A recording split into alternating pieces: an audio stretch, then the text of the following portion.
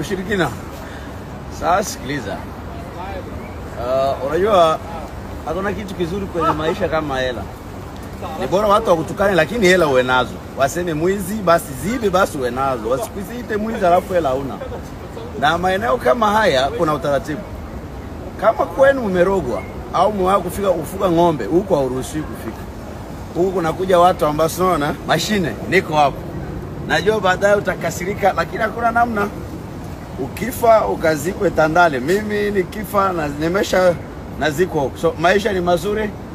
Punguza hasira, ndo kama hivyo unavyoona. Unajua sasa hivi hapa ni saa 4 na dakika 45.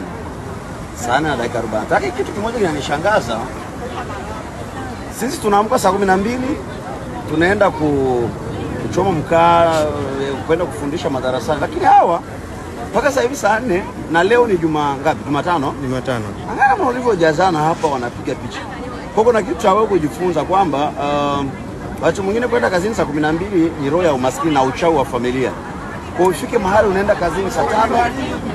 Just imagine, unaona hao watu wamevaa vizuri. Hauone mtu yeyote ambaye anafanania na watu wa nani wa huko wa Manzese. Hayupo hata mmoja. Kiboko ya wachawi nafanya live katikati hawa washirikina. Hawa washirikina wote tunapiga unabii. Tunakusanya hela au unasemaje?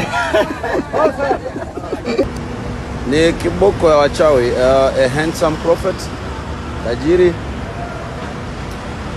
Maisha huku ni mazuri. Ukikasirika wakasirikia wazazi wako, achana mimi kabisa.